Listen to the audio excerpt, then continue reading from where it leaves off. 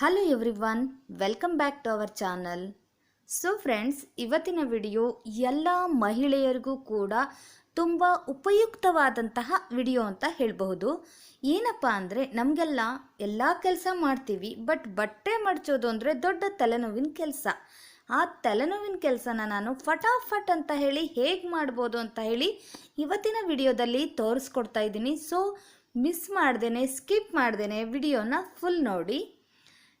ಸೀರೆನ ನಾನು ಯಾವ ರೀತಿ ಈಸಿಯಾಗಿ ಮಡಚ್ಬೋದು, ಅದು ಕೂಡ ಪರ್ಫೆಕ್ಟಾಗಿ ನೀಟಾಗಿ ಮಡಚ್ಬೋದು ಅಂತ ಹೇಳಿ ತಿಳಿಸ್ಕೊಡ್ತಾ ಇದ್ದೀನಿ. ಮೊದಲಿಗೆ ನಾನಿಲ್ಲಿ ಸೀರೆನ 4 ಫೋಲ್ಡ್ ಆಗಿ ಮಡಚ್ಕೊಂಡಿದ್ದೀನಿ. ಕಾಟನ್ ಸೀರೆ ಆಗಲಿ ಅಥವಾ ರೇಷ್ಮೆ ಸೀರೆ ಆಗಲಿ, ಶಿಫಾನ್ ಸೀರೆ ಆಗಲಿ, ಯಾವುದೇ ರೀತಿಯ ಸೀರೆ ಆದರೂ ಕೂಡ ನಾನು ತೋರಿಸ್ಕೊಡ್ತಿರೋ ವಿಧಾನದಲ್ಲಿ ನೀವು ಮಡಚಿ ಇಟ್ಟರೆ ನೀವು ತುಂಬ ನೀಟಾಗಿ ಆರ್ಗನೈಸ್ ಮಾಡ್ಬೋದು. ಬನ್ನಿ ಇವಾಗ ನೋಡೋಣ. ನೋಡಿ, 4 ಭಾಗವಾಗಿ ನಾನು ಫೋಲ್ಡ್ ಮಾಡಿ ಇಟ್ಕೊಂಡಿದ್ದೀನಿ ಸೀರೆನ. ಫಸ್ಟ್ ಈ ರೀತಿ ಫೋಲ್ಡ್ ಮಾಡಿ ಇಟ್ಕೊಂಡು ನೆಕ್ಸ್ಟು ಸೀರೆನ ಸ್ವಲ್ಪ ಕೆಳಗೆ ಎಳ್ಕೊಂಡು ಮೇಲ್ಭಾಗದ ಸೀರೆನ ಸ್ವಲ್ಪ ಅರ್ಧ ಭಾಗದಷ್ಟು ಬೇಡ, ಸ್ವಲ್ಪ ಕಾಲು ಭಾಗದಷ್ಟು ಮಡಚಿ ಇಟ್ಕೊಳ್ಳಿ. ಆಯಿತಾ? ಮಡಚಿ ಇಟ್ಕೊಂಡು ಕಾಲು ಭಾಗದಷ್ಟು ಮಾತ್ರ ಮಡಚಬೇಕು, ನೆನಪಿರಲಿ. ಇದಿಷ್ಟನ್ನು ಮಡಚಿ ನೀಟಾಗಿ ನೋಡಿ, ನೀಟಾಗಿ ಈ ಥರ ಇದನ್ನು ಮಾಡಿ. ಫ್ರೆಂಡ್ಸ್, ವಿಡಿಯೋ ನೋಡಿ ಹಾಗೆ ಹೋಗ್ಕೊಡ್ದು. ನಿಮಗೆಲ್ಲ ಈ ವಿಡಿಯೋ ಇಷ್ಟ ಆದರೆ ಲೈಕ್ ಮಾಡೋದನ್ನು ಮಾತ್ರ ಮರಿಬಾರ್ದು, ಓಕೆನಾ? ಓಕೆ, ಇವಾಗ ಮುಂದುವರ್ಸೋಣ. ಈಗ ಒಂದು ಬಟ್ಟೆ ಕ್ಲಿಪ್ಪನ್ನು ತಗೊಳ್ಳಿ. ಒಂದು ಬಟ್ಟೆಗೆ ಹಾಕ್ತೀವಲ್ಲ ನಾವು ಒಣಗಿ ಹಾಕುವಾಗ, ಆ ಕ್ಲಿಪ್ಪನ್ನು ತಗೊಂಡು ಸೆಂಟ್ರಲ್ಲಿ ಈ ಕ್ಲಿಪ್ಪನ್ನು ಹಾಕ್ಕೊಳ್ಬೇಕಾಗತ್ತೆ. ನೋಡಿ, ಸೀರೆಯ ಸೆಂಟ್ರಲ್ಲಿ ನೀವು ಈ ಥರ ಕ್ಲಿಪ್ಪನ್ನು ಹಾಕ್ಕೊಂಡು ಮಡಚಲಿಕ್ಕೆ ಅನುಕೂಲ ಆಗುತ್ತೆ ಅಂತ ಹೇಳಿ ಹಾಕೋದು ಅಷ್ಟೇ. ಸೀರೆ ಆಚೆ ಈಚೆ ಆಗೋದಿಲ್ಲ. ನಾವೇನು ಫೋಲ್ಡ್ ಮಾಡಿದ್ದೀವಲ್ಲ, ಆ ಫೋಲ್ಡಿಂಗ್ ಆಚೆ ಈಚೆ ಆಗೋದಿಲ್ಲ. ಆದ್ದರಿಂದ ಒಂದು ಬಟ್ಟೆ ಕ್ಲಿಪ್ಪನ್ನು ಹಾಕೋದ್ರಿಂದ ಹಾಗೇ ಇರುತ್ತೆ, ನಾವೇನು ಫೋಲ್ಡ್ ಮಾಡಿದ್ದು ಹಾಗೇ ಇರುತ್ತೆ. ಅದಕ್ಕಾಗಿ ನಾವು ಈ ಕ್ಲಿಪ್ಪನ್ನು ಹಾಕಬೇಕಾಗುತ್ತೆ ಅಷ್ಟೇ. ನೋಡಿ, ಈ ರೀತಿ ಮತ್ತೆ ನಾನು ಫೋಲ್ಡ್ ಮಾಡಿದ್ದೀನಿ. ಇದೇ ರೀತಿ ನೀವು ಎಲ್ಲ ಸೀರೆನೂ ಫೋಲ್ಡ್ ಮಾಡಿಬಿಟ್ಟು ವಾರ್ಡ್ರೋಬಲ್ಲಿ ಇಟ್ಟರೆ ನೀಟಾಗಿ ಸಿಸ್ಟಮೆಟಿಕ್ಕಾಗಿ ಕಾಣಿಸುತ್ತೆ ಫ್ರೆಂಡ್ಸ್. ನೋಡಿ, ಈಗ ಮಡಚಿದ್ದೀವಲ್ಲ, ಇದರ ಸೆಂಟ್ರಲ್ಲಿ ಮತ್ತೆ ನಾವು ಬಟ್ಟೆ ಕ್ಲಿಪ್ಪನ್ನು ಹಾಕಿ ಮತ್ತೆ ಈ ರೀತಿ ಮಡಚಬೇಕಾಗತ್ತೆ. ನೋಡಿ, ಕರೆಕ್ಟಾಗಿ ತಗೊಳ್ಳಿ, ಸ್ವಲ್ಪನೂ ಆಚೆ ಈಚೆ ಬೇಡ. ಕರೆಕ್ಟ್ ಸೆಂಟ್ರಲ್ಲಿ ಕ್ಲಿಪ್ ಹಾಕಿಬಿಟ್ಟು ನೀವು ಸೆಂಟ್ರಿಗೆ ಮಡಚಬೇಕಾಗತ್ತೆ. ನೋಡಿ, ಈ ರೀತಿ ನಾನು ತೋರಿಸ್ತಾ ಇದ್ದೀನಲ್ಲ, ಇದೇ ರೀತಿಯೇ ನೀವು ಮಡಚಿಕೊಂಡು ನೋಡಿ. ಈಗ ನಾನು ಕಾಣಲಿ ಅಂತ ಹೇಳಿ ನಿಮಗೆ ಅಡ್ಡ ಇಟ್ಕೊಂಡಿದ್ದೀನಿ ಸೀರೆನ. ನೋಡಿ, ಈ ರೀತಿ ನೀವು ಇಟ್ಕೊಂಡು ಸೀರೆನ ಒಂದು ಸರಿ ಮಾಡ್ಕೊಳ್ಳಿ. ನಂತರ ಆ ಇನ್ನೊಂದು ಬದಿಯ ಸೀರೆ ಫೋಲ್ಡನ್ನು ಈಗ ಮಡಚಿ ನೀವು. ಈಗ ಇನ್ನೊಂದು ಸೈಡಿನ ಸೀರೆನ ಮಡಚಿಬಿಟ್ಟು ಹಾಕಿ ಈ ಥರ. ನೋಡಿ, ನಾನು ತೋರಿಸ್ತಾ ಇದ್ದೀನಲ್ಲ, ಇದೇ ರೀತಿಯೇ ನೀವು ಮಡಚಿ. ಏನಪ್ಪ ಇದು ಇಷ್ಟೇನಾ, ಇದಿಷ್ಟನ್ನು ಎಲ್ಲರೂ ಮಡಿಸ್ತಾರೆ ಅಂದ್ಕೋಬೋದು ಅಲ್ವಾ? ವೆಯ್ಟ್ ಸ್ವಲ್ಪ ವೆಯ್ಟ್ ಮಾಡಿ, ನೆಕ್ಸ್ಟ್ ತಿಳಿಸ್ತೀನಿ. ನೋಡಿ, ಈ ಭಾಗ ಇದೆಯಲ್ಲ, ಈ ಭಾಗದಲ್ಲಿ ನಿಮ್ಮ ಎರಡೂ ಹಸ್ತವನ್ನು ಕೂಡ ನೀವು ಒಳಗಡೆ ಹಾಕಿಬಿಟ್ಟು ಸೀರೆಯ ಅಂಚನ್ನು ಹಿಡ್ಕೊಳ್ಳಿ. ಈಗೇನಿದ್ದಿಲ್ಲ, ಇದು ಮೇಲಿನ ಭಾಗ ಅಷ್ಟೇ ಅಲ್ಲ, ಕೆಳಗಡೆ ಭಾಗದಲ್ಲಿ ನೀವೇನು ಮಡಚಿದ್ವಿರಲ್ಲ, ಪೂರ್ತಿ ಸೀರೆಯ ಅಂಚನ್ನು ಹಿಡಿದುಕೊಂಡು ಅಲ್ಲಿಂದ ಒಳಗಡೆ ಎಳೆದ್ಕೋಬೇಕಾಗತ್ತೆ ನೀವು. ನೋಡಿ, ನಾನು ತೋರಿಸ್ತಾ ಇದ್ದೀನಿ, ಈ ರೀತಿ ಒಳಗಡೆ ಎಳ್ಕೋಬೇಕಾಗತ್ತೆ. ಫುಲ್ ಫೈನಲ್ ಪಿಕ್ ನೋಡಿ, ಅವಾಗ ನಿಮಗೆ ಅರ್ಥ ಆಗುತ್ತೆ ತುಂಬಾ ಚೆನ್ನಾಗಾಗಿದೆ ಅಂತ ಹೇಳಿ ನೀವೇ ಕೂಡ ನನಗೆ ಕಮೆಂಟ್ ಹಾಕ್ತೀರಾ. ನೋಡಿ, ಈ ರೀತಿ ಬಂತು, ಎಷ್ಟು ಚೆನ್ನಾಗಾಗಿದೆ ನೋಡಿ. ಸ್ವಲ್ಪ ಕೂಡ ಸೀರೆ ಆಚೆ ಈಚೆ ಆಗೋದಿಲ್ಲ, ಅದೇನು ಐರನ್ ಕೂಡ ಹಾಳಾಗೋದಿಲ್ಲ. ನೀವು ಈ ಥರ ನೀಟಾಗಿ ಮಡಚಿಟ್ಕೊಂಡು ಬಿಟ್ರೆ ಚೆನ್ನಾಗಿ ಕಾಣಿಸುತ್ತೆ, ಸ್ವಲ್ಪ ಕೂಡ ಮೆಸ್ಸಿಯಾಗಿ ಕಾಣೋದಿಲ್ಲ. ಸೀರೆ ನೋಡಿ ಇವಾಗ ಎಷ್ಟು ಚೆನ್ನಾಗಿ ಕಾಣಿಸ್ತಾ ಇದೆ ಅಂತ ಹೇಳಿ. ಬ್ಲೌಸ್ ಕೂಡ ಮಿಸ್ ಆಗಬಾರ್ದು, ಆಚೆ ಈಚೆ ಆಗಬಾರ್ದು, ಇನ್ನೆಲ್ಲೋ ಇಟ್ಟು ನಾವು ಹುಡ್ಕೋದು ಯಾಕೆ? ನೋಡಿ, ಈ ಮೇಲ್ಗಡೆ ಭಾಗವನ್ನು ತೆಗೆದುಬಿಟ್ಟು ಅಲ್ಲಿ ನೀವು ಬ್ಲೌಸನ್ನು ಇಟ್ಕೋಬೋದು. ನೋಡಿ, ನೀವೇನೇ ಮಾಡಿದ್ರೂ ಕೂಡ ನೀವು ಮಡಚಿರೋದು ಮಾತ್ರ ಹಾಳಾಗೋದೇ ಇಲ್ಲ. ನೋಡಿ, ನಾನು ಎಷ್ಟು ಶೇಕ್ ಮಾಡ್ತಾ ಇದ್ದೀನಿ ಸೀರೆನ, ಸ್ವಲ್ಪ ಕೂಡ ಆಚೆ ಈಚೆ ಆಗ್ತಿಲ್ಲ. ಎಷ್ಟು ಚೆನ್ನಾಗಾಗಿದೆ ಅಲ್ವಾ? ನಿಮಗೂ ಕೂಡ ಈ ಥರ ಮಡಚಿರೋದು ಇಷ್ಟ ಆಯಿತು ಅಂದ್ಕೊಂಡಿದ್ದೀನಿ ಅಲ್ವಾ? ವಾವ್, ಇಷ್ಟು ದಿನ ಈ ಟಿಪ್ಸ್ ಗೊತ್ತಿಲ್ಲದೆ ಅದೆಷ್ಟು ಕಷ್ಟಪಟ್ಟಿದ್ದೀವಪ್ಪ ನಾವು ಸೀರೆ ಮಡ್ಚೋಕೆ ಅಂತ ನೀವೇ ಕೊನೆಯಲ್ಲಿ ಹೇಳ್ತೀರಾ. ಅಷ್ಟು ಈಸಿಯಾದಂತಹ ಟ್ರಿಕ್ಸನ್ನು ನಾನಿಲ್ಲಿ ತಿಳಿಸ್ಕೊಡ್ತಾ ಇದ್ದೀನಿ. ನೋಡಿ, ಎಷ್ಟೇ ಸೀರೆ ಇರಲಿ, ನಿಮ್ಮ ಬೀರು ತುಂಬ ಸೀರೆ ಇರಲಿ, ಅವುಗಳನ್ನು ಫಟಾಫಟ್ ಅಂತ ಹೇಗೆ ಮಡಚಬಹುದು ಅಂತ ತಿಳಿಸ್ಕೊಡ್ತಾ ಇದ್ದೀನಿ. ಹಾಗೆಯೇ ನೀಟಾಗಿ, ಹೇಗೋ ಒಟ್ರಾಸೆ ಅಲ್ಲ, ನೀಟಾಗಿ ಹೇಗೆ ಮಡಚ್ಬೋದು ಅಂತ ಹೇಳಿ ನಾನು ಇದರಲ್ಲಿ ತೋರಿಸ್ಕೊಡ್ತಾ ಇದ್ದೀನಿ. ನೋಡಿ, ಅದಕ್ಕಾಗಿ ಬೇಕಾಗಿರೋದು ಒಂದೇ ಒಂದು ಸಾರಿನ ಸೌಟು. ಈ ಒಂದು ಸಾರಿನ ಸೌಟ್ ಇದ್ದರೆ ಸಾಕು, ನೀವು ಮೂಟೆಗಟ್ಟಲೆ ಸೀರೆನ ಮಡಚಿಬಿಡಬಹುದು. ಅದು ಕೂಡ ಈಕ್ವಲಾಗಿ ಒಂದೇ ಲೆವೆಲಲ್ಲಿ ಬರುವಂತೆ ನೀವು ನೀಟಾಗಿ ಮಡಚ್ಬೋದು. ಅದು ಹೆಂಗಪ್ಪ ಅಂತ ಹೇಳಿ ನಾನು ತಿಳಿಸ್ಕೊಡ್ತಾ ಇದ್ದೀನಿ. ಸೊ ವಿಡಿಯೋನ ಕೊನೆವರೆಗೂ ನೋಡಿ. ಸಾರಿನ ಸೌಟು ನಾನು ಫಸ್ಟ್ ಇಲ್ಲಿ ತೊಗೊಂಡಿದ್ದೀನಿ. ಅದನ್ನು ತೊಗೊಂಡ್ಬಿಟ್ಟು ಅದರ ಎಡ್ಜಿಗೆ ಒಂದು ಸಣ್ಣ ಹೋಲ್ ಇರುತ್ತಲ್ವ ಸಿಗಿಸ್ಲಿಕ್ಕೆ ಅಂತ ಹೇಳಿ, ಆ ಹೋಲಿಗೆ ನಾನು ಈ ಸೀರೆಯ ತುದಿಯನ್ನು ಇದಕ್ಕೆ ಸಿಗಿಸಿದ್ದೀನಿ. ಆ ಸಿಗಿಸ್ಬಿಟ್ಟು ನಾನು ವಿಡಿಯೋದಲ್ಲಿ ಹೇಗೆ ತೋರಿಸ್ತಾ ಇದ್ದೀನಲ್ಲ ಆ ರೀತಿ ನೀವೀಗ ಸೀರೆನ ಹೀಗೆ ನೋಡಿ ಇದಕ್ಕೆ ಸುತ್ತಬೇಕು. ಫಸ್ಟ್ ನೀವು ಆ ಎಡ್ಜಿಗೆ, ಸೀರೆನ ಎಡ್ಜನ್ನು ಆ ಹೋಲಿಗೆ ನೀವು ಹಾಕ್ಕೊಳ್ಬೇಕಾಗತ್ತೆ. ಗ್ರಿಪ್ಪಾಗಿ ಇರಲಿ, ಬಿಚ್ಚೋಗಬಾರ್ದು ಅನ್ನೋದಕ್ಕೆ ಈ ರೀತಿ ನೀವು ಹಾಕ್ಕೊಳ್ಬೇಕು. ನಂತರ ನೋಡಿ, ಈ ರೀತಿ ಸೀರೆನ ಹೀಗೆ ಮಡಿಸ್ತಾ ಬಂದರೆ ಈಕ್ವಲಾಗಿ ಒಂದೇ ರೀತಿಯಲ್ಲಿ ನಿಮ್ಮ ಸೀರೆ ನೀಟಾಗಿ ಮಡಚಿ ಹೋಗ್ಬಿಡುತ್ತೆ. ತುಂಬಾ ಈಸಿ ಫ್ರೆಂಡ್ಸ್. ನೀವು ಎಷ್ಟೇ ಸೀರೆ ಇದ್ದರೂ ಕೂಡ ಫಟಾಫಟ್ ಅಂತ ನೀಟಾಗಿ ಮಡಚಿಡ್ಬೋದು. ನೋಡಲಿಕ್ಕೆ ನಿಮ್ಮ ವಾರ್ಡ್ರೋಬ್ ಕೂಡ ಚೆನ್ನಾಗಿ ಕಾಣಿಸುತ್ತೆ. ಹೇಗೋ ಮಡಚಿಬಿಟ್ಟು ನೀವು ಇಟ್ಟರೆ ನೋಡಲಿಕ್ಕೂ ಚೆನ್ನಾಗಿ ಕಾಣೋದಿಲ್ಲ, ಹಾಗೆಯೇ ಜಾಗ ಕೂಡ ಹಿಡಿಸೋದಿಲ್ಲ. ಅದೇ ನೀವು ನೀಟಾಗಿ ಮಡಚಿ ಇಟ್ಟರೆ ಎಷ್ಟು ಸೀರೆ ಇಟ್ಟರೂ ಕೂಡ ಇನ್ನೂ ಜಾಗ ಉಳಿಯುತ್ತೆ. ಒಂದೇ ಒಂದು ಸಾರಿನ ಸೌಟು ಇದ್ದರೆ ಸಾಕು, ಎಷ್ಟೇ ಸೀರೆಗಳಿದ್ದರೂ ಕೂಡ ಚಿಟಿಕೆಯಲ್ಲಿ ಮಡಚಿ ಆಗಿಬಿಡುತ್ತೆ. ನೀವು ನೋಡ್ತಿರ್ಬೋದು ಇವಾಗ ಸೀರೆನ ನೋಡಿ ಎಷ್ಟು ಈಕ್ವಲಾಗಿ, ನೋಡಿ ನೀವು ಮೇಲ್ಗಡೆ ಹಿಡ್ಕೊಳ್ಳೋದ್ರಲ್ಲಿ ಇದೆ ಇದು. ನೋಡಿ, ನೀಟಾಗಿ ಹೀಗೆ ನೀವು ಒಂದು ಆದ ನಂತರ ಒಂದು ಈ ರೀತಿ ಹೀಗೆ ಸೀರೆನ ಸುತ್ಕೊಳ್ತಾ ಬರಬೇಕು. ನೀವು ಈ ರೀತಿ ಪೂರ್ತಿ ಈ ರೀತಿ ಸುತ್ಕೊಳ್ತಾ ಬಂದರೆ ನೋಡಿ ಲಾಸ್ಟಲ್ಲಿ ಹೀಗೆ ಮಡಚಿಬಿಡಿ. ಇದರಿಂದ ನೋಡಿ ಈಕ್ವಲಾಗಿ ಒಂದೇ ಲೆವೆಲಲ್ಲಿ ನಿಮಗೆ ಸೀರೆ ಮಡಚಿದ ಹಾಗೆ ಇರುತ್ತೆ. ಆಮೇಲೆ ಎಷ್ಟು ಸೀರೆ ಬೇಕಾದರೂ ಕೂಡ ನಾವು ಫಟಾಫಟ್ ಅಂತ ಮಡಚಿಬಿಡ್ಬೋದು. ಈಗ ನೀವು ಒಳಗಡೆ ಇಟ್ಟಿರುವಂಥ ಈ ಸಾರಿನ ಸೌಟನ್ನು ತೆಗೆದುಬಿಡಿ, ಯಾಕಂದರೆ ಸಾರು ಮಾಡಲಿಕ್ಕೆ ಬೇಕಲ್ವಾ. ಸೊ ಈ ಸಾರಿನ ಸೌಟನ್ನು ಫಸ್ಟ್ ನೀವು ರಿಮೂವ್ ಮಾಡಿಬಿಡಿ. ಇಲ್ಲೇನು ನಾವು ಸಿಗಿಸ್ಕೊಂಡಿದ್ವಲ್ಲ ಅದನ್ನು ತೆಗೆದುಬಿಟ್ಟು ನೀವು ಇದನ್ನು ತೆಗೆದಿಟ್ಬಿಡಿ. ನಂತರ ಈ ಸೀರೆನ ನೀವು ನೋಡಿ, ನಾನೀಗ ನಿಮ್ಗೆ ತೋರಿಸ್ಲಿಕ್ಕೆ ಅಂತ ಹೇಳಿದ್ದನ್ನು ಬೆಡ್ ಮೇಲೆ ಹಾಕ್ತಾ ಇದ್ದೀನಿ. ನೋಡಿ, ಹೀಗೆ ನೀವು ಹಾಸಿಬಿಟ್ಟು ಅದನ್ನು ಮತ್ತೆ ಟ್ರಾವೆಲ್ ಮಾಡುವಾಗ ಹೇಗೆ ಅದನ್ನು ತೊಗೊಂಡು ಹೋಗಬೇಕು ಅನ್ನೋದನ್ನು ಕೂಡ ತೋರಿಸ್ತೀನಿ. ಹಾಗೆಯೇ ಇದನ್ನು ಬೀರುವಲ್ಲಿ ಹೇಗೆ ಜಾಗ ಜಾಸ್ತಿ ಹಿಡಿಯೋಷ್ಟು ಹೇಗೆ ಮಡಚಿಡಬೇಕು ಅನ್ನೋದನ್ನು ಕೂಡ ನಾನೀಗ ತಿಳಿಸ್ಕೊಡ್ತಾ ಇದ್ದೀನಿ. ಸೊ ಎಂಡ್ವರೆಗೂ ನೋಡಿ. ವಿಡಿಯೋ ಇಷ್ಟ ಆದರೆ ಮರೀದೇನೆ ಲೈಕ್ ಮಾಡಿ, ಹಾಗೆ ನಿಮ್ಮ ಫ್ರೆಂಡ್ಸ್ ಆ್ಯಂಡ್ ಫ್ಯಾಮಿಲಿಗೂ ಕೂಡ ಶೇರ್ ಮಾಡಿ. ನೀವು ನೋಡ್ತಿರ್ಬೋದು ಇವಾಗ ಸೀರೆನ ನಾನು ನೋಡಿ ಈ ರೀತಿ ಹಾಕ್ಕೊಂಡ್ಬಿಟ್ಟು ನಂತರ ನೋಡಿ ಹೀಗೆ ಆ ಸೈಡಿಂದ ಒಂದು ಸ್ವಲ್ಪ, ಹಾಗೆ ಈ ಸೈಡಿಂದ ಒಂದು ಸ್ವಲ್ಪ ನಾನು ಮಡಚಿಟ್ಕೊಂಡಿದ್ದೀನಿ.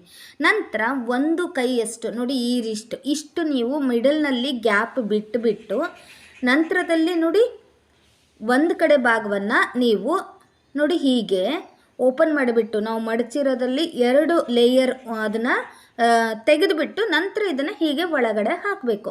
ಇದರಿಂದ ನಿಮ್ಮ ಸೀರೆ ನೀಟಾಗಿ ಕ್ಲೀನಾಗೇ ಇರುತ್ತೆ. ನೋಡಿ, ಈ ಥರ ನೀವು ಮಡಚಿಟ್ಬಿಟ್ರೆ ಒಂದೇ ಸೀರೆ ಇಡುವ ಜಾಗದಲ್ಲಿ ನೀವು 3-4 ಸೀರೆನ ಇಟ್ಟುಬಿಡಬಹುದು, ಅಷ್ಟು ನೀಟಾಗಿ ಆಗುತ್ತೆ. ಹಾಗೆಯೇ ಈ ಥರ ಸೀರೆ ನಾವು ಮಡಚಿ ಇಟ್ಟವಾಗ ಬ್ಲೌಸ್ ಕೂಡ ಅಲ್ಲೇ ಇಡಬಹುದು. ಒಂದು ಕಡೆ ಸೀರೆ ಇನ್ನೊಂದು ಕಡೆ ಬ್ಲೌಸು ಇಡೋದ್ರಿಂದ ನಮಗೆ ತಕ್ಷಣಕ್ಕೆ ಸಿಗೋದೇ ಇಲ್ಲ. ಹಾಗೆಯೇ ನೀವೇನಾದ್ರು ಟ್ರಾವೆಲ್ ಮಾಡ್ತಾ ಇದ್ದೀರಾ ಅನ್ನೋದಾದರೆ, ನಿಮಗೆ ಸೀರೆ ಪ್ಯಾಟಿಕೋಟ್ ಕೂಡ ನಾವು ಜೊತೆಗೆ ಒಯ್ಯಬೇಕು ಅನ್ನೋದಾದರೆ ನೋಡಿ ಅದನ್ನು ಕೂಡ ನೀವು ನೀಟಾಗಿ ಇದನ್ನು ಚಿಕ್ಕದಾಗಿ, ಎಷ್ಟು ಸಾಧ್ಯನೋ ಅಷ್ಟು ಚಿಕ್ಕದಾಗಿ ಮಡಚಿಬಿಟ್ಟು ಆ ಸೀರೆ ಒಳಗಡೆನೇ ಇಟ್ಬಿಟ್ರೆ ನೋಡಿ ಅದು ಕೂಡ ಒಂದೇ ಹತ್ರನೇ ಇದ್ದುಬಿಡುತ್ತೆ, ನಿಮಗೆ ಒಂದೇ ಕಡೆನೇ ಸಿಕ್ಬಿಡುತ್ತೆ. ನೀವು ನೋಡ್ತಿರ್ಬೋದು ಇವಾಗ ನಾನು ಆ ಸೀರೆಯ ಲೇಯರ್ನ ಲೇಯರ್ನ ತೆಗೆದುಬಿಟ್ಟು ಅದರಲ್ಲೇ ಬ್ಲೌಸು ಹಾಗೆಯೇ ಸೀರೆ ಪೇಟಿಕೋಟನ್ನು ಕೂಡ ನಾನು ಅದರಲ್ಲೇ ಇಟ್ಟಿದ್ದೀನಿ. ಸೊ ನೀವು ಬೀರುವಿನಲ್ಲೂ ಕೂಡ ಇದೇ ರೀತಿ ಇಡಬಹುದು, ಅಥವಾ ಟ್ರಾವೆಲ್ ಮಾಡುವಾಗ ನೀವು ಈ ರೀತಿ ಮಾಡಿ ಇಟ್ಕೊಂಡು ಹೋಗ್ಬಿಟ್ರೆ ನೀವು ಒಂದೇ ಹತ್ರನೇ ನೀವು ಎಲ್ಲದೂ ಕೂಡ ನಿಮಗೆ ಸಿಕ್ಬಿಡುತ್ತೆ, ನೀಟಾಗಿರುತ್ತೆ. ನೋಡಿ ಬ್ಯಾಕ್ ಪ್ಯಾಕ್ ಮಾಡುವಾಗ ಈ ರೀತಿ ಮಾಡಿಟ್ಕೊಂಡ್ರೆ ನಿಮಗೆ ಬ್ಯಾಕ್ ಪ್ಯಾಕ್ ಕೂಡ ನೀಟಾಗಿ ಕಾಣಿಸುತ್ತೆ. ನೀವು ಹಾಗೆಯೇ ಈ ಸೀರೆನ ಎಷ್ಟು ಬೇಕಾದರೂ ಎತ್ತು ಹಾಕ್ಬೋದು, ಬಟ್ ಸೀರೆ ಮಾತ್ರ ಮಡಚಿರೋದು ಹಾಳಾಗೋದೇ ಇಲ್ಲ. ನೋಡಿ ಎಷ್ಟು ನೀಟಾಗಿ ನಾನು ಎಷ್ಟು ಹಾಕಿದರೂ ಕೂಡ ನೀಟಾಗೇ ಇದೆ. ನಿಮ್ಮೆಲ್ರಿಗೂ ಕೂಡ ಈ ಟಿಪ್ಸ್ ಇಷ್ಟ ಆಗಿದೆ ಅಂದ್ಕೊತೀನಿ. ಇಷ್ಟ ಆದರೆ ಮರೀದೇನೆ ಲೈಕ್ ಮಾಡಿ, ಹಾಗೆ ನಿಮ್ಮ ಫ್ರೆಂಡ್ಸ್ ಆ್ಯಂಡ್ ಫ್ಯಾಮ್ಲಿಗೂ ಕೂಡ ಶೇರ್ ಮಾಡಿ. ನೋಡಿ, ಸೀರೆನ ನಾವು ಉಡೋದಷ್ಟೇ ಅಲ್ಲ, ಅದನ್ನು ಮೇಂಟೈನ್ ಮಾಡೋದನ್ನು ಕೂಡ ಕಲಿಬೇಕಾಗುತ್ತೆ. ನೋಡಿ, ನಾವು ಸೀರೆಗೆ ಹಾಕುವ ಪಿನ್ನು, ಬ್ಲೌಸಿಗೆ ಹಾಕುವ ಪಿನ್ನು ಕೆಲವೊಂದು ಸರಿ ಏನಾಗ್ಬಿಡುತ್ತೆ, ಆ ಬ್ಲೌಸ್ ಹಾಕಿದವಾಗ ಆ ಸೀರೆ ಆಗಲಿ ಅಥವಾ ಆ ಬ್ಲೌಸಿನ ಬಟ್ಟೆ ಆಗಲಿ ಸಿಕ್ಕೊಂಡ್ಬಿಟ್ಟು ಸೀರೆ ಎಲ್ಲ ಹಾಳಾಗಿಬಿಡುತ್ತೆ. ಅಂದರೆ ಪಿನ್ನಿನ ತುದಿಗೆ ನಾನು ತೋರಿಸ್ತಾ ಇದ್ದೀನಲ್ಲ, ಅಲ್ಲಿ ಸಿಕ್ಕೊಂಡ್ಬಿಟ್ಟು ಹಾಳಾಗೋ ಚಾನ್ಸಸ್ ಇರುತ್ತೆ. ಸೊ ಹಾಗಾಗಿ ನೀವೇನು ಮಾಡಬೇಕು ಅಂದರೆ, ನಾನು ತೋರಿಸಿಕೊಡ್ತಿರೋ ರೀತಿಯಲ್ಲಿ ನೀವು ಈ ಟಿಪ್ಸನ್ನು ಫಾಲೋ ಮಾಡಿದರೆ ನಿಮ್ಮ ಸೀರೆ ಆಗಲಿ ನಿಮ್ಮ ಬ್ಲೌಸ್ ಆಗಲಿ ಹಾಳಾಗೋದೇ ಇಲ್ಲ. ನೋಡಿ, ನಾನು ಇಲ್ಲಿ ಒಂದು ಬೀಡ್ಸನ್ನು ತೊಗೊಂಡಿದ್ದೀನಿ. ಆ ಬೀಡ್ಸನ್ನು ನೀವೇನು ಮಾಡಬೇಕು, ಈ ಪಿನ್ನಿನ ಒಳಗಡೆ ನೋಡಿ ಈ ಬೀಡ್ಸನ್ನು ಹಾಕಬೇಕು. ಈ ಬೀಡ್ಸನ್ನು ಹಾಕಿದ ನಂತರ ನೀವು ಸೀರೆ ಉಟ್ಕೊಳ್ಬಹುದು. ನೋಡಿ, ಈ ರೀತಿ ಸೀರೆಗಾಗಲಿ ಅಥವಾ ಬ್ಲೌಸಿಗಾಗಲಿ ಅಥವಾ ದುಪ್ಪಟ್ಟಾಗಲಿ ಈ ರೀತಿ ಹಾಕ್ಕೊಂಡ್ಬಿಟ್ರೆ ನೋಡಿ ಎಂಡಿಗೆ ಅದು ಟಚ್ ಆಗೋದಿಲ್ಲ, ಅಲ್ಲಿ ಬೀಡ್ಸ್ ಬಂದ್ಬಿಡುತ್ತಲ್ವಾ. ಸೊ ಹಾಗಾಗಿ ನಿಮ್ಮ ಸೀರೆ ಆಗಲಿ ಅಥವಾ ಬ್ಲೌಸಿನ ಬಟ್ಟೆ ಆಗಲಿ ಹಾಳಾಗೋದಿಲ್ಲ. ತುಂಬ ಕಾಸ್ಟ್ಲಿ ಸೀರೆ ತೊಗೊಂಡಿರ್ತೀವಿ ಅಥವಾ ತುಂಬ ಕಾಸ್ಟ್ಲಿಗೆ ನಾವು ಅಮೌಂಟ್ ಹಾಕಿಬಿಟ್ಟು ಬ್ಲೌಸನ್ನು ಸ್ಟಿಚ್ ಮಾಡಿಸಿರ್ತೀವಿ, ಹಾಳಾಗಕ್ಕೆ ಬಿಟ್ಬಿಡೋದು ಯಾಕೆ? ಈ ಟಿಪ್ಸನ್ನು ಫಾಲೋ ಮಾಡಿ ನೀಟಾಗಿ ಇಟ್ಕೋಬಹುದು. ನೋಡಿ, ಎಷ್ಟೇ ನೀವು ಹೀಗೆ ಹಿಂದೆ ಅಲ್ಲಾಡಿಸಿದ್ರೂ ಕೂಡ ಅದು ಬಟ್ಟೆ ಅದಕ್ಕೆ ಟಚ್ ಆಗೋದಿಲ್ಲ. ಬಟ್ಟೆ ನೀವು ಎಂಡಿಗೆ ಟಚ್ ಆಗದೇ ರೀತಿ ನೋಡಿಕೊಂಡ್ರೆ ಆಗ ಅದು ಸೀರೆ ಆಗಲಿ ಬಟ್ಟೆ ಆಗಲಿ ಯಾವುದೇ ಆಗಲಿ ವೇಲಾಗಲಿ ಏನಾದ್ರೂ ಕೂಡ ಹಾಳಾಗೋದಿಲ್ಲ. ನೋಡಿ, ಅಕಸ್ಮಾತ್ ನಮ್ಮ ಹತ್ರ ಆ ಬೀಡ್ಸ್ ಇರಲಿಲ್ಲ ಅಂದರೆ ನೀವು ಈ ಚಮ್ಕಿ ವರ್ಕ್ ಮಾಡ್ತಾರಲ್ವ, ಅದನ್ನು ಕೂಡ ನೀವು ಹಾಕ್ಕೋಬಹುದು. ನೋಡಿ, ಎಂಡಿಂಗಲ್ಲಿ ಅದಿಲ್ಲ ಅಂದರೆ ನೀವು ಆರ್ಟಿಫಿಷಿಯಲ್ ಇಯರಿಂಗ್ಸಿಗೆಲ್ಲ ಹಿಂದ್ಗಡೆ ನೀವು ಹುಕ್ ಟೈಪ್ ಕೊಟ್ಟಿರ್ತಾರಲ್ವ, ನೀವು ಇಯರಿಂಗ್ ಹಾಕುವಾಗ ಅದನ್ನು ಕೂಡ ಹಾಕ್ಕೋಬಹುದು. ಅಥವಾ ರಬ್ಬರ್ ಇರೇಸರ್ ಇರುತ್ತಲ್ವ, ಅದನ್ನು ಕೂಡ ನೀವು ಸ್ವಲ್ಪ ಸಣ್ಣದಾಗಿ ಕಟ್ ಮಾಡಿಬಿಟ್ಟು ನೀವು ಪಿನ್ನಿಗೆ ಹಾಕ್ಕೊಳ್ಬಹುದು. ನೋಡಿ, ನಾನಿಲ್ಲಿ ಈಗ ಒಂದು ಬೀಡ್ಸಿನ ತೋರಿಸಿದೆ, ಹಾಗೆ ಇದನ್ನು ಕುಂದನಿ ವರ್ಕನ್ನು ಮಾಡೋದನ್ನು ಅದನ್ನು ಕೂಡ ಹಾಕಿಬಿಟ್ಟು ನಾನು ನಿಮಗೆ ತೋರಿಸ್ತಾ ಇದ್ದೀನಿ. ಅಥವಾ ನಾವೆಲ್ಲೋ ಫಂಕ್ಷನಲ್ಲಿದ್ದೀವಿ, ಬೀಡ್ಸ್ ಇಲ್ಲ ನಮ್ಮ ಹತ್ರ, ಈ ಕುಂದನ್ ಇಲ್ಲ ನಮ್ಮ ಹತ್ರ, ಇರೇಸರ್ ಇಲ್ಲ ಅನ್ನೋದಾದರೆ ಸಿಂಪಲ್ ಆಗಿರುವಂತಹ ಉಪಾಯನ ತಿಳಿಸ್ಕೊಡ್ತಾ ಇದ್ದೀನಿ. ಅದು ಇಲ್ಲ ಇದು ಇಲ್ಲ ಅನ್ನೋದಾದರೆ ನೀವೇನು ಮಾಡಿ, ನೋಡಿ ಏನಿದ್ರು ಪೇಪರ್ ಅಂತೂ ಸಿಗುತ್ತೆ ಅಲ್ವಾ, ಇಷ್ಟು ಸಣ್ಣ ಪೇಪರ್ ಇದ್ದರೆ ಸಾಕು. ಆ ಪೇಪರನ್ನು ನೀವು ಹೀಗೆ ಮಡಚಿಬಿಟ್ಟು ನೋಡಿ, ಈ ರೀತಿ ಮಡಚಿಬಿಟ್ಟು 4 ಭಾಗ ಮಡಚಿ ಅದನ್ನು ಪಿನ್ನಿಗೆ ಹಾಕ್ಕೊಳ್ಳಿ. ಈ ಥರ ಪಿನ್ನಿಗೆ ಹಾಕ್ಕೊಂಡ್ಬಿಟ್ಟು ನಂತರ ನೀವು ಸೀರೆಗೆ ಹಾಕೋದ್ರಿಂದ ಅದು ಕೂಡ ಟಚ್ ಆಗೋದಿಲ್ಲ. ಈ ರೀತಿ ನೀವು ಮಾಡಿದರೆ ನಿಮ್ಮ ಸೀರೆ ಆಗಲಿ ನಿಮ್ಮ ಬ್ಲೌಸ್ ಆಗಲಿ ಅಥವಾ ಕಾಸ್ಟ್ಲಿಯ ಡ್ರೆಸ್ ಆಗಲಿ ಎಲ್ಲವೂ ಕೂಡ ನೀಟಾಗೇ ಇರುತ್ತೆ, ಹಾಳಾಗೋ ಚಾನ್ಸಸ್ ಕಡಿಮೆ ಅಂತ ಹೇಳಬಹುದು. ಫ್ರೆಂಡ್ಸ್, ಇದಷ್ಟೇ ಅಲ್ಲದೆ ನಮಗೆ ನಾನು ಇನ್ನೊಂದು ಟಿಪ್ಸನ್ನು ತಿಳಿಸ್ಕೊಡ್ತಾ ಇದ್ದೀನಿ. ಸೊ ನೋಡಿ, ನಾವು ಸಾಕ್ಸ್ಗಳನ್ನು ತೊಳಿಲಿಕ್ಕೆ ಹಾಕುವಾಗ ಅಂದರೆ ಮಿಷನಿಗೆ ಹಾಕುವಾಗ ಏನು ಮಾಡ್ತೀವಿ, ಸಾಕ್ಸ್ ಹೀಗೇ ಹಾಕಿಬಿಡ್ತೀವಿ. ಎಲ್ಲ ಬಟ್ಟೆಗಳ ಜೊತೆಗೆ ಮಿಕ್ಸ್ ಆಗಿಬಿಟ್ಟು ಅದು ಒಂದು ಸಿಕ್ಕರೆ ಮತ್ತೊಂದು ಸಿಗಲ್ಲ, ಮತ್ತೊಂದು ಸಿಕ್ಕರೆ ಇನ್ನೊಂದು ಸಿಗಲ್ಲ. ಸೊ ನೀವೇನು ಮಾಡಬೇಕು, ನಾನು ತಿಳಿಸ್ಕೊಡ್ತಿರೋ ಟಿಪ್ಸನ್ನು ಫಾಲೋ ಮಾಡಿ. ನೋಡಿ, ನಾವೀಗ ಹೀಗೆ 3-4 ಜೊತೆ ಸಾಕ್ಸನ್ನು ಹಾಕಿದವಾಗ ಒಂದು ಈ ಸಾಕ್ಸು ಸಿಕ್ಕವಾಗ ನಮಗೆ ಹಾಕ್ಕೊಳ್ಳೋದಕ್ಕೆ ಆಗೋದೇ ಇಲ್ಲ. ಸೊ ಹಾಗಾಗಿ ಹುಡುಕಬೇಕಾಗತ್ತೆ. ಹಾಗಾಗಿ ನೀವೇನು ಮಾಡಬೇಕು, ಈ ಸಾಕ್ಸನ್ನು ನೋಡಿ ಈ ರೀತಿ ಗಂಟು ಕಟ್ಟಬೇಕು. ಈ ರೀತಿ ಗಂಟು ಕಟ್ಟಿ ನಂತರ ನೀವು ವಾಶಿಗೆ ಹಾಕೋದ್ರಿಂದ ಅದು ಒಂದೇ ಹತ್ತಿರ ಇರುತ್ತೆ, ಆಚೆ ಈಚೆ ಆಗೋದಿಲ್ಲ. ನೋಡಿ, ಹೀಗೆ ನೋಡಿ ಗಂಟು ಕಟ್ಟಿಬಿಟ್ಟು ಈ ರೀತಿ ನೀವು ವಾಶಿಗೆ ಹಾಕೋದ್ರಿಂದ ಒಂದೇ ಕಡೆ ಇರುತ್ತೆ. ನಾವು ಈಸಿಯಾಗಿ ನಾವು ಅದನ್ನು ಐಡೆಂಟಿಫೈ ಮಾಡ್ಬೋದು, ಸಿಕ್ಬಿಡುತ್ತೆ ನಮಗೆ. ಎಲ್ಲ ಬಟ್ಟೆಗಳ ಜೊತೆಗೂ ಮಿಕ್ಸ್ ಆಗೋದೇ ಇಲ್ಲ. ನೋಡಿ, ಈ ರೀತಿ ನಾನು ಹಾಕ್ತಿದ್ದೀನಿ. ಹಾಗೆಯೇ ನೆಕ್ಸ್ಟು ಇದು ವಾಶ್ ಆದಮೇಲೆ, ಈ ಸಾಕ್ಸ್ಗಳು ವಾಶ್ ಆದಮೇಲೆ ಹೇಗೆ ಇದನ್ನು ಮಡಚಿ ಇಡಬೇಕು ಅಂತ ಕೂಡ ನಾನು ತಿಳಿಸ್ಕೊಡ್ತಾ ಇದ್ದೀನಿ. ನಾನು ತೋರಿಸ್ಕೊಡ್ತಿರೋ ರೀತಿಯಲ್ಲಿ ನೀವು ಮಡಚಿಟ್ರೆ ನಿಮಗೆ ಈಸಿಯಾಗಿ ಸಿಕ್ಬಿಡುತ್ತೆ. ನೀವು ಬೆಳಗ್ಗೆ ಟೈಮಲ್ಲಿ ಕಳಿಸುವಾಗ ಮಕ್ಕಳಿಗೆ ಸಾಕ್ಸ್ ಕೊಡುವಾಗ ನೀವು ಗಡಿಬಿಡಿಯಲ್ಲಿ ಹುಡುಕೋ ಫಜೀತಿನೇ ಬೇಡ. ನೋಡಿ ಈ ರೀತಿ ಸಾಕ್ಸನ್ನು ನೀವು ಮಡಚುವಾಗ ನಾನು ತೋರಿಸ್ಕೊಡ್ತಿರೋ ರೀತಿಯಲ್ಲಿ ಮಡಚಿಡಿ. ನೋಡಿ ಒಂದು ಉದ್ದ ಹಾಗೆ ಒಂದು ಗಿಡ್ಡ ಈ ರೀತಿ ಇಟ್ಬಿಟ್ಟು ಫಸ್ಟು ನಂತರ ಕೆಳಗಡೆಯಿಂದ ಹೀಗೆ ನೀವು ಮಡಚ್ಕೊಳ್ಬೇಕಾಗುತ್ತೆ. ಈ ರೀತಿ ರೋಲ್ ಮಾಡಿ ನಂತರ ಮೇಲ್ಗಡೆ ಇದೇನು ನಾವು ಎಕ್ಸ್ಟ್ರಾ ಬಿಟ್ಕೊಂಡಿದ್ವಲ್ಲ ಅದನ್ನು ನೋಡಿ ಹೀಗೆ ಕವರ್ ಮಾಡಿಬಿಡಿ. ಈ ರೀತಿ ಇಡೋದ್ರಿಂದ ಎರಡೂ ಸಾಕ್ಸ್ ಕೂಡ ಒಂದೇ ಕಡೆ ಇರುತ್ತೆ. ಒಂದು ಸಿಕ್ಕರೆ ಮತ್ತೊಂದು ಸಿಗಲ್ಲ, ಮತ್ತೊಂದು ಸಿಕ್ಕರೆ ಇನ್ನೊಂದು ಸಿಗಲ್ಲ ಅಂತ ಹೇಳಿ ನೀವು ಟೆನ್ಷನ್ ಮಾಡ್ಕೊಳ್ಳೋದೇ ಬೇಕಾಗಿಲ್ಲ. ಎರಡೂ ಸಾಕ್ಸ್ ಕೂಡ ಒಂದೇ ಕಡೆ ಇರುತ್ತೆ. ಇನ್ನೊಮ್ಮೆ ತೋರಿಸ್ತಿದ್ದೀನಿ ನೋಡಿ. ಮೇಲ್ಗಡೆ ಸ್ವಲ್ಪ ಜಾಸ್ತಿ ಬರೋ ಹಾಗೆ ಇಟ್ಬಿಟ್ಟು ಒಂದು ಕೆಳಗಡೆ ಒಂದರಂತೆ ಇಟ್ಬಿಟ್ಟು 2 ಇಂಚಷ್ಟು ಬಿಟ್ಟು ನೀವು ಸಾಕ್ಸನ್ನು ಇಟ್ಕೊಳ್ಳಿ. ನಂತರ ಮೇಲ್ಗಡೆ ನಾವೇನು ಬಿಟ್ಟಿದ್ವಲ್ಲ ಆ ಸಾಕ್ಸನ್ನು ಹೀಗೆ ಮಡಿಸ್ಬೇಕು. ವಿಡಿಯೋ ನೋಡಿದರೆ ನಿಮಗೆ ಖಂಡಿತವಾಗ್ಲೂ ಅರ್ಥ ಆಗುತ್ತೆ ನೀಟಾಗಿ. ನೋಡಿ ಈ ರೀತಿ ನೀವು ಮಡಿಚಿಬಿಟ್ಟು ಟ್ರಾವೆಲ್ ಮಾಡುವಾಗ ಕೂಡ ನೀವು ಈ ರೀತಿ ಇಟ್ಕೊಂಡು ಹೋಗ್ಬೋದು, ಅಥವಾ ಮನೆಯಲ್ಲೂ ಕೂಡ ವಾಶ್ ಆದಮೇಲೆ ನೀವು ಇದೇ ರೀತಿಯೇ ಸಾಕ್ಸನ್ನು ಮಡಚಿ ಇಡಬಹುದು. ಅವರಿಗೆ ನೀವು ಬ್ಲೌಸ್ ಪೀಸನ್ನು ಕೊಡುವಾಗ ನೋಡಿ ನಾರ್ಮಲಾಗಿ ಹಾಗೆ ಕೊಡೋದಕ್ಕಿಂತ ಸ್ವಲ್ಪ ಡಿಫ್ರೆಂಟಾಗಿ ಅದನ್ನು ಮಡಿಚಿಬಿಟ್ಟು ಕೊಟ್ಟರೆ ತುಂಬಾ ಅಟ್ರ್ಯಾಕ್ಟಿವ್ ಆಗಿರುತ್ತೆ. ನೋಡಿ ನಾರ್ಮಲಾಗಿ ನಾವೇನು ಮಾಡ್ತೀವಿ, ಬ್ಲೌಸ್ ಪೀಸನ್ನು ಈ ರೀತಿ ಮಡಿಚಿಬಿಟ್ಟು ಅದರ ಮೇಲೆ ಬಳೆ ಇಟ್ಬಿಟ್ಟು ಅರಿಶಿನ ಕುಂಕುಮ ಇಟ್ಬಿಟ್ಟು ಕೊಡ್ತೀವಿ ಅಲ್ವಾ.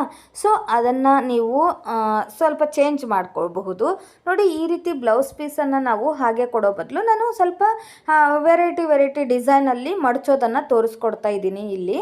ನೋಡಿ ಫಸ್ಟ್ ನಾವು ಇದೇನು ಮಡಚಿದ್ದಿದೆಯಲ್ಲ ಅದನ್ನೇ ಹೀಗೆ ನೋಡಿ ಬಿಚ್ಚಿಬಿಟ್ಟು ಈ ರೀತಿ ಮೂಲಿ ಮೇಲೆ ತ್ರಿಕೋನ ಆಕಾರದಲ್ಲಿ ಈ ರೀತಿ ರೆಕ್ಟ್ಯಾಂಗಲ್ ಶೇಪಲ್ಲಿ ನೀವು ಹೀಗೆ ನೋಡಿ ಮಡಿಸ್ತಾ ಬರಬೇಕು. ಒಂದು ಕಡೆ ಹೀಗೆ ಮಡಿಸಿದ ಮೇಲೆ ನಂತರ ಈ ಸೈಡ್ ಬರುತ್ತೆ, ಒಂದು ಸೈಡ್ ರೈಟಲ್ಲಿ ಒಂದು ಸೈಡ್ ಹಾಗೆ ಲೆಫ್ಟಲ್ಲಿ.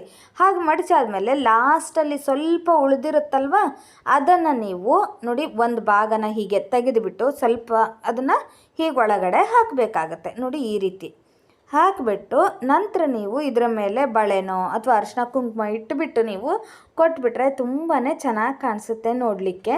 ನೋಡಿ ಎಷ್ಟು ಚೆನ್ನಾಗಿ ಕಾಣಿಸ್ತಿದೆ ಅಲ್ವಾ. ಕೆಲವರು ಇದನ್ನು ಪೂಜೆಗೂ ಕೂಡ ಇಡ್ತಾ ಇರ್ತಾರಲ್ವ, ಇಡುವಾಗೂ ಕೂಡ ನೀವು ಹೀಗೆ ಮಡಚಿಬಿಟ್ಟು ಇಡಬಹುದು. ಅಥವಾ ಮುತ್ತೈದೆಯರು ಬಂದಾಗ ನೀವು ಅವರಿಗೆ ಅರಿಶಿನ ಕುಂಕುಮ ಕೂಡ ಇದೇ ರೀತಿಯೇ ಕೊಡಬಹುದು. ತುಂಬಾ ಚೆನ್ನಾಗಿ ಕಾಣಿಸುತ್ತೆ. ನೋಡಿ ಇದಲ್ಲದೆ ಇನ್ನೊಂದು ರೀತಿಯಲ್ಲಿ ನಾನು ಈಗ ಬ್ಲೌಸ್ ಪೀಸ್ ಫೋಲ್ಡಿಂಗನ್ನು ತೋರಿಸ್ಕೊಡ್ತಾ ಇದ್ದೀನಿ.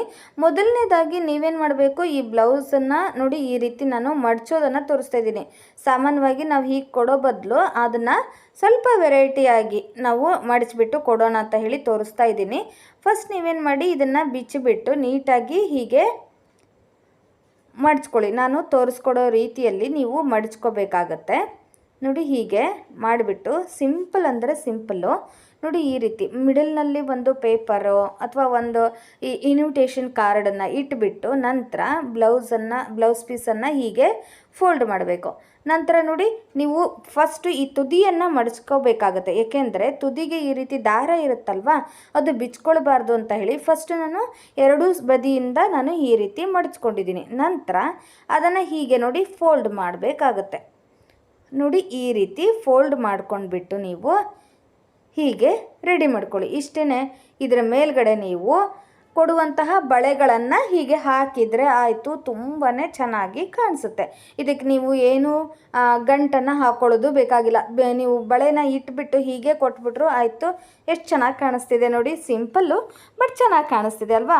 ನಾರ್ಮಲಾಗಿ ಹಾಗೆ ಕೊಡೋದಕ್ಕಿಂತ ಸ್ವಲ್ಪ ಅಟ್ರಾಕ್ಟಿವ್ ಆಗಿರಲಿ ಅಂತ ಹೇಳಿ ನೋಡಿ ಇದನ್ನು ಇನ್ನೂ ಸ್ವಲ್ಪ ಬೆಟರಾಗಿ ಮಾಡೋಣ ಅನ್ನೋದಾದರೆ ನಿಮ್ಮ ಹತ್ರ ಏನಾದರೂ ಈ ಶೈನಿಂಗ್ ಥರದ್ದೇನಾದ್ರು ಲೇಸ್ ಇದ್ಬಿಟ್ರೆ ಅದನ್ನು ಕೂಡ ನೀವು ಈ ರೀತಿ ಕಟ್ಟಿಬಿಟ್ಟು ನೀವು ಕೊಡಬಹುದು. ತುಂಬಾ ನೀಟಾಗಿ ಹಾಗೆ ಕ್ಯೂಟಾಗಿ ಕಾಣಿಸುತ್ತೆ.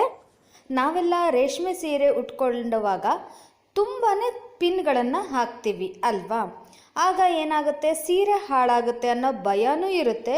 ಬಟ್ ನೆರಿಗೆ ನೀಟಾಗಿ ಕೂರಲಿ ಅಂತ ಹೇಳಿ ತುಂಬ ಪಿನ್ಗಳನ್ನು ಹಾಕ್ತೀವಿ. ಆವಾಗ ಅರ್ಜೆಂಟಾಗಿ ನಾವು ತೆಗಿಬೇಕಾದ್ರೆ ಪಿನ್ನು ಬಟ್ಟೆಗೆ ಸಿಕ್ಕಾಕೊಂಡು ಬಟ್ಟೆ ಕೂಡ ಹರಿದೋಗೋ ಚಾನ್ಸಸ್ ಕೂಡ ಇರುತ್ತೆ.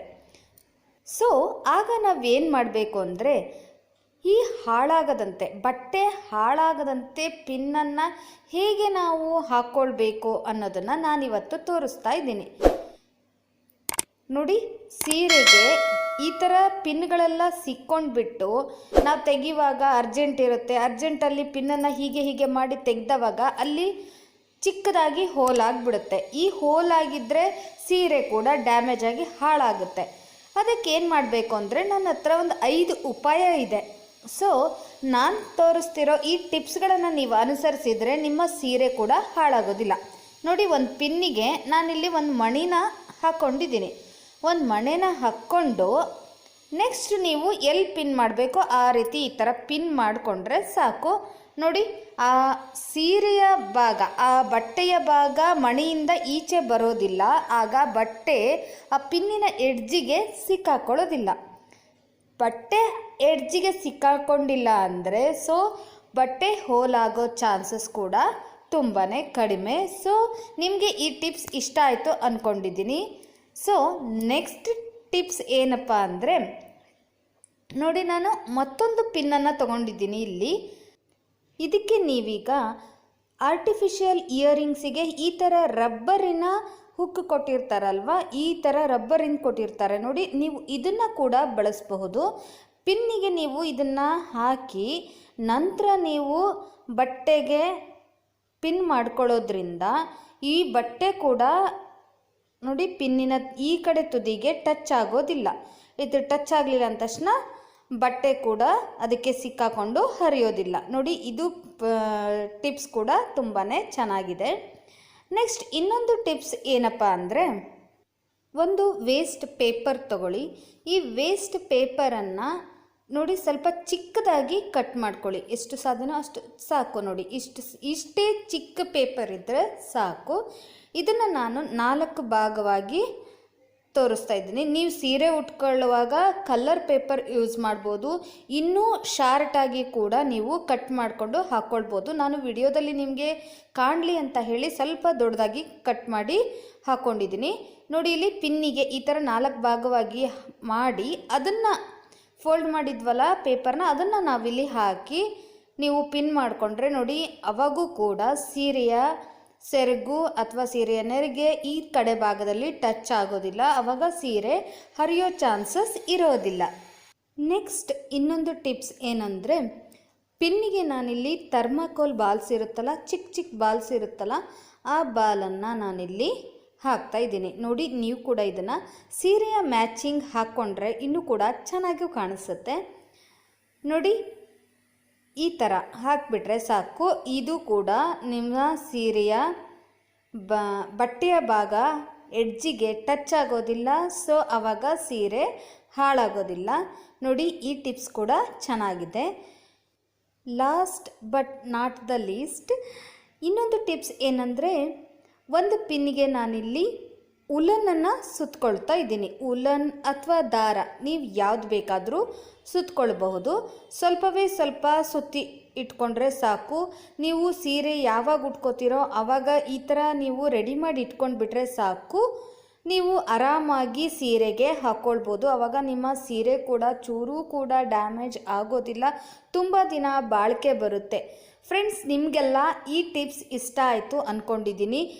ಹೇಗಿತ್ತು ಅಂತ ಹೇಳಿ ನಿಮ್ಮ ಅನಿಸಿಕೆಯನ್ನು ನಮಗೆ ಕಮೆಂಟ್ ಮೂಲಕ ತಿಳಿಸಿ. ನೋಡಿ, ಈ ದಾರಕ್ಕೆ ಸ್ವಲ್ಪವೇ ಸ್ವಲ್ಪ ಗಮ್ ಹಾಕಿ ಅಂಟಿಸ್ಬಿಟ್ರೆ ಅದು ಅಲ್ಲಿಗೆ ಇರುತ್ತೆ. ನಂತರ ನೀವು ಸೀರೆ ಉಟ್ಕೊಳ್ಳುವಾಗ ಈ ಪಿನ್ಗಳನ್ನು ಯೂಸ್ ಮಾಡ್ಬೋದು. ಆಗ ನಿಮ್ಮ ಸೀರೆ ಕೂಡ ಈ ಪಿನ್ನಿನ ಎಡ್ಜಿಗೆ ಸಿಕ್ಕಾಕೊಂಡು ಹರಿದುಕೊಳ್ಳೋ ಚಾನ್ಸಸ್ ಕೂಡ ಇರೋದಿಲ್ಲ. ನಿಮಗೆಲ್ಲ ಈ ಟಿಪ್ಸ್ಗಳು ಇಷ್ಟ ಆಯಿತು ಅಂದ್ಕೊಂಡಿದ್ದೀನಿ ಅಲ್ವಾ ಫ್ರೆಂಡ್ಸ್? ಈ ವಿಡಿಯೋ ನಿಮಗೆ ಯೂಸ್ಫುಲ್ ಆಗಿದೆ ಅನ್ನೋ ಹೋಪ್ ನನಗಿದೆ. ಸೊ ನಿಮಗೆ ಈ ವಿಡಿಯೋ ಇಷ್ಟ ಆಗಿದ್ದರೆ ದಯವಿಟ್ಟು ಲೈಕ್ ಮಾಡಿ, ಹಾಗೆ ನಿಮ್ಮ ಫ್ರೆಂಡ್ಸ್ ಆ್ಯಂಡ್ ಫ್ಯಾಮಿಲಿಗೆ ಶೇರ್ ಮಾಡಿ. ಈ ಥರ ಯೂಸ್ಫುಲ್ ವಿಡಿಯೋ ನಿಮಗೆಲ್ಲ ಬೇಕು ಅನಿಸಿದರೆ ನೀವೇನು ಮಾಡಬೇಕು, ಈ ತಕ್ಷಣವೇ ನಮ್ಮ ಚಾನಲ್ನ ಸಬ್ಸ್ಕ್ರೈಬ್ ಮಾಡಬೇಕು. ಹಾಗೆ ಪಕ್ಕದಲ್ಲಿರೋ ಬೆಲ್ ಬಟನ್ನ ಕ್ಲಿಕ್ ಮಾಡಿ. ನೀವು ಒಮ್ಮೆ ಬೆಲ್ ಬಟನ್ ಕ್ಲಿಕ್ ಮಾಡಿದರೆ ಸಾಕು, ನಮ್ಮ ಪ್ರತಿ ವಿಡಿಯೋದ ನೋಟಿಫಿಕೇಷನ್ ನಿಮಗೆ ಬೇಗನೆ ಬಂದು ತಲುಪುತ್ತೆ. ಓಕೆ ಫ್ರೆಂಡ್ಸ್, ಸಿಗೋಣ ಹಾಗಾದರೆ ಮತ್ತೊಂದು ಇಂಟ್ರೆಸ್ಟಿಂಗ್ ವಿಡಿಯೋಂದಿಗೆ. Thank you for watching.